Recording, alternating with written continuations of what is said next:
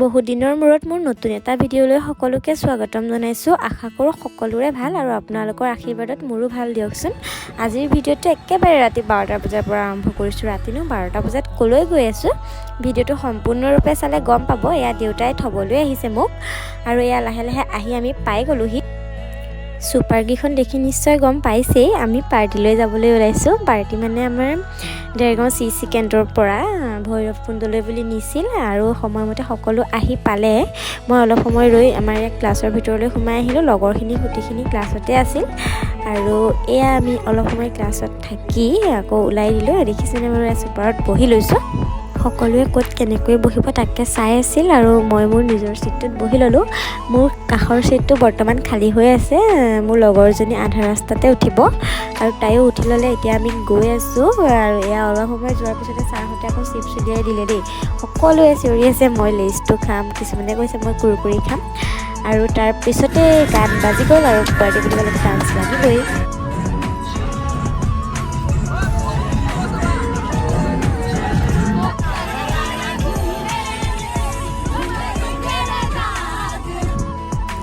গাড়ীত যে উঠোঁতে ছাৰহঁতে চিপছ দিছিল সেইখিনি সকলোৱে খালেই, কিন্তু মই আৰু মোৰ লগৰজনীয়ে খোৱা নাছিলোঁ। অলপ দূৰ অহাৰ পিছত আমি দুজনীয়ে পেকেটটো খুলি ল'লোঁ খাওঁ বুলি।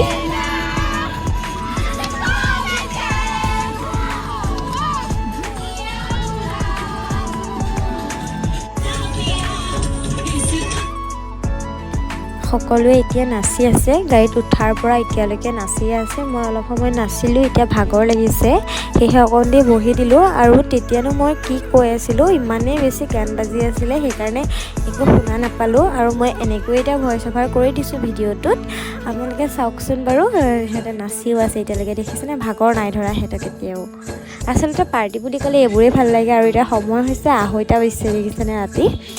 আৰু আমি 1টামান বজাতে ওলাইছিলোঁ, তেতিয়াৰ পৰা নাচি আছে 1.5 ঘণ্টা কণ্টিনিউ আৰু নাছিলে। আৰু মই এতিয়া কৈ আছিলোঁ যে সকলোৱে এতিয়া নাচি আছে আৰু মোৰ ভাগৰ ধৰিছে, মানে কি মই কালি ৰাতি শুৱা নাছিলোঁ সেয়েহে ভাবিছোঁ অকণমান শুই লওঁ। মই মানে বহুত দেৰি নাছিলোঁ আৰু পিছত লগ পাই আছোঁ। Bye bye. অলপ সময়ৰ পিছত লগ পাম বুলি কৈ একেবাৰে ৰাতিপুৱাহে আকৌ ভিডিঅ' কৰিলোঁ। এয়া আমি ঢেকীয়াজুলি পালোহি, কিয়নো ৰাতি অলপ সময় হোৱাৰ পিছতে আকৌ সকলোৱে ডান্স কৰিলে আৰু মই ভাবিলোঁ একেখিনিকে কি দেখুৱাম, আপোনালোকে ব'ৰ হ'ব, সেইকাৰণে ৰাতিপুৱাই কৰিলে আমি লাহে লাহে পিকনিকৰ জেগা পালোহি। দেখিছেনে ইমান ধুনীয়াকৈ সূৰ্যটো ওলাইছে আৰু সকলোৰে মনটো ইচ্ছাত বিচাত কৰি আছে যেন কেনেকৈ যাবলৈ পাওঁ জেগাখন। যিহেতু আমি ফটোত দেখি বহুত ধুনীয়া দেখিছিলোঁ আৰু সঁচাকৈ ক'বলৈ গ'লে ফটোতকৈ চকুৰ আগত যোনখিনি দেখিছিলোঁ সেইখিনি বেছি ধুনীয়া। আৰু মই যিমান পাৰোঁ আপোনালোকক দেখুৱাবলৈ চেষ্টা কৰিম জেগাখিনি আৰু ভিডিঅ'টো শেষলৈকে চাই থাকিব আপোনালোকে।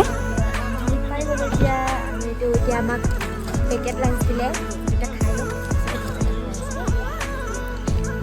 এয়া খাই লৈছে সকলোৱে। তাৰপিছত আমি ফটো মাৰোঁগৈ বুলি ওলাই গ'লোঁ। এতিয়া মই একো নকওঁ, আপোনালোকে জেগাটো চাওকচোন কিমান ধুনীয়া।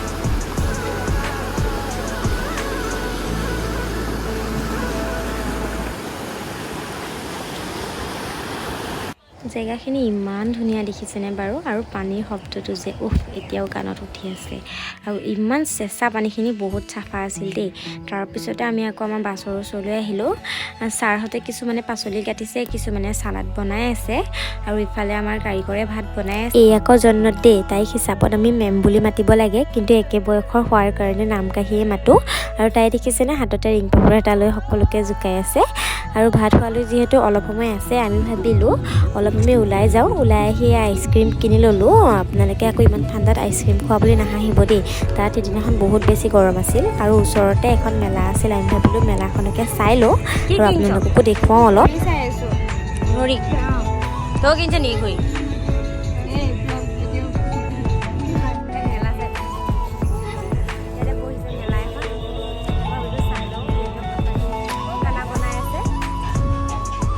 মেলালৈ আহিনো কি কিনিম, কিলিপকেইটাকে ল'লোঁ। ভণ্টিয়ে যিহেতু এইবোৰ মাৰি ভাল পায় তাইলৈ বুলি, আৰু লগৰখিনিও কিবা কিবি কিনি আছে, ময়ো এটা দুটা সৰু সুৰা কিনিলোঁ। আৰু এয়া দেখিছেনে বাৰু ফুলখিনি ইমান ধুনীয়া। গৰমৰ কাৰণে আমি আকৌ নদীখনৰ পাৰত বহোঁ বুলিয়ে ওলাই আহিলোঁ।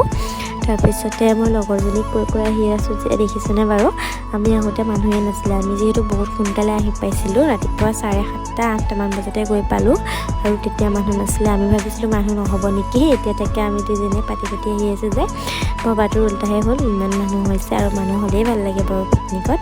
আৰু এতিয়া দেখিছেনে য'লৈকে মন কৰে তালৈকে মানুহ।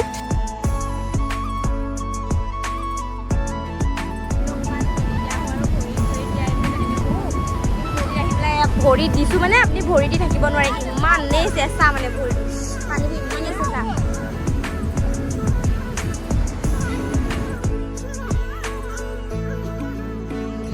আমি দুজনীয়ে আকৌ পানীত খেলি থাকোঁতে এইফালে ভাত খাবলৈ হ'ল দেই।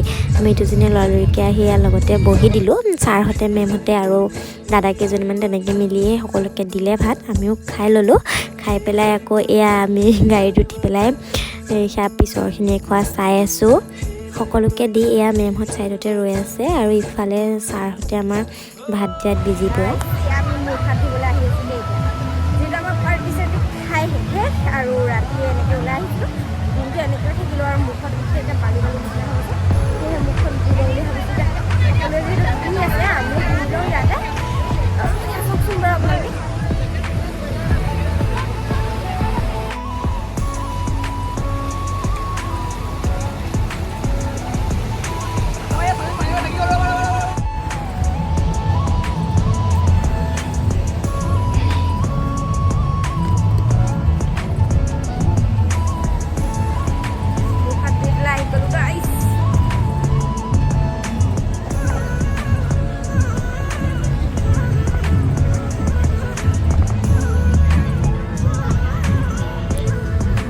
সৌখন দেখিছেনে বাৰু আমাৰ বাছখন। মুখ হাত ধুই আমি বাছৰ ওচৰলৈকে গ'লোঁ। তাৰপিছত ছাৰহঁতে ক'লে গ্ৰুপ ফটো এখন মাৰোঁ আৰু এটা স্মৃতি থাকি যাব।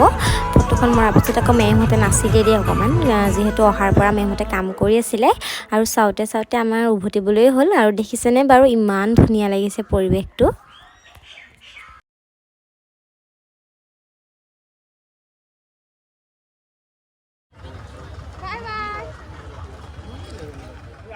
এতিয়া আমি এয়া আহি আছোঁ, যিহেতু দিনটো আৰু ৰাতিটো সকলোৱে নাচি বাগি ভাগৰ লাগিছে আৰু অকণমান শুইছে। এতিয়া মোৰ আমনি লগা দেখি মই ঘৰৰ পৰা চানা লৈ গৈছিলোঁ, সেয়াকে খাই ল'লোঁ আৰু 11টামান বজাত আমি জখলাবন্ধা পালোঁহি। যিহেতু ঘৰ পাবলৈ আমাৰ বহুত দূৰ আছে, সেয়েহে সকলোৱে কিবা এটা খাই ল'লে আৰু আমিও ইয়াৰ ৰুটি লৈ লৈছোঁ আৰু ঘৰলৈ বুলি কিবা এটা লওঁ বুলি আহিলোঁ। বহুত দূৰ আহিছোঁ যিহেতু আৰু একো এটা নিনিলে মনটো ভাল নালাগে, সেইকাৰণে এয়া লৈ ল'লোঁ। আৰু তাৰপিছত আপোনালোকে বাৰু ক'ত পাৰ্টি খাইছে জনাব দেই। এই ৰসমলাইকেইটা কাৰ কাৰ ফেভৰেট বাৰু।